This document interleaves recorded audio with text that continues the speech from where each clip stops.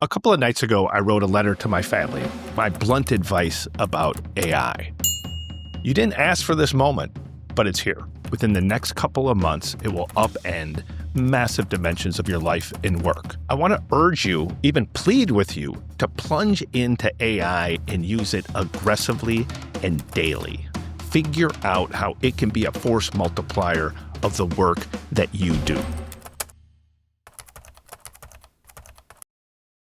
I didn't write it to frighten them. I wrote it to encourage them to engage now with AI. My wife read it. She's by far and away the biggest skeptic of AI. She hates it. She hates talking about it. She thinks I'm nuts. But when she read it, she's like, oh, for the first time, I kind of see what you're talking about. You have to share this with other people.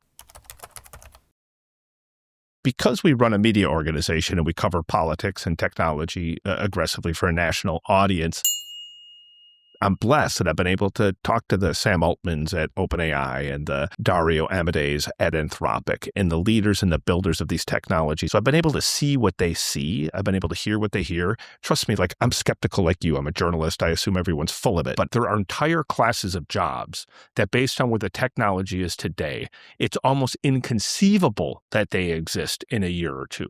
Think research, think legal clerks, entry-level marketing, computer programmer. Already, the vast majority of all computer programming done at AI companies is done by AI. Every employer in America is thinking this. They're just not saying it. It's why I'm saying it. It's why I'm trying to be blunt. Like, I think a lot of employers are bullshitting their employees. As somebody who hires people, I can't imagine hiring anybody going forward if they're not very sophisticated in utilizing this technology to exponentially expand the way they do their work and how much work that they can do. And again, I don't say it to scare you. I do say it to jar you into action if you're still a skeptic, if you're still a holdout, that you need to figure out how can I integrate this into the work that I'm doing so that I can be better at what I do. I'm a tech dope. Like I don't know anything about coding. Now, because AI speaks English, I can build something that would have taken me 10, 20 people in 3 or 4 months to build. And that's not an exaggeration. I wanted to figure out what are the attributes of the people who are going to be most successful using AI. And I used 3 models and kind of played them off of each other, but they all came back essentially with the same characteristics. And then I took those and I went to Claude Opus 4.5, the $20 version, and I turned that into an interactive, usable app that walks you through those characteristics, quizzes you, and then tells you where in those attributes you're going to be strongest and weaker, and gives you kind of a score of how you stack up with other people. That was 90 minutes of work. I'm not telling you that the formula is like a take it to the bank algorithm, but just to show people what I built, how easy it is to use, and that this is something that was not possible 2 months ago at all, not for the average person like myself when it comes to technology.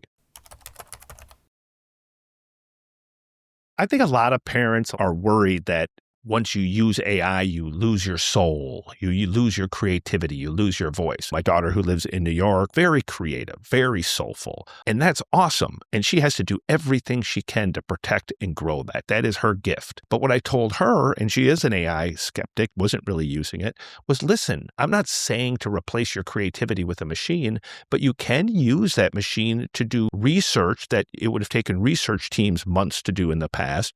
You could use it to figure out how can you better market the product that you build so that you get better exposure for the wondrous ideas that come from your mind.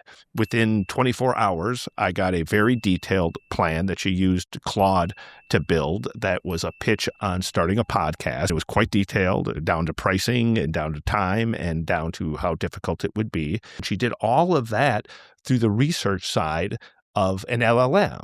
And so here's somebody who's super creative, AI hesitant, if not AI skeptical, who suddenly is benefiting from it and now utilizing it to be a force multiplier of the amazing talents that she was born with. And that's what I'd encourage any person to do, any parent to tell their kids. It's just an extension of the work that you do. Don't let it be a replacement. Otherwise, you're just going to be a boring lemming, and no one's looking for boring lemmings. So you want to keep what makes you unique. Use AI as a force multiplier.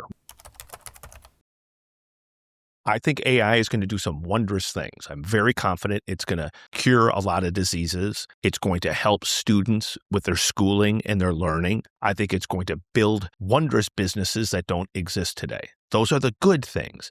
But you also have to be clear-eyed that it could do bad things. It can spread and create misinformation at scale almost instantly. It could consolidate wealth and power in the hands of only a few, the people running and investing in these AI companies.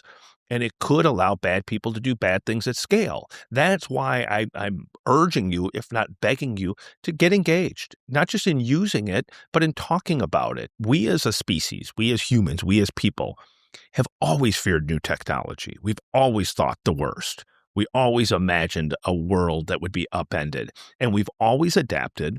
We've always emerged smarter, stronger, and wealthier. And I think that will happen. But it will only happen if you, the individual, engage with the AI. You understand it. You make it a force multiplier for the work that you do.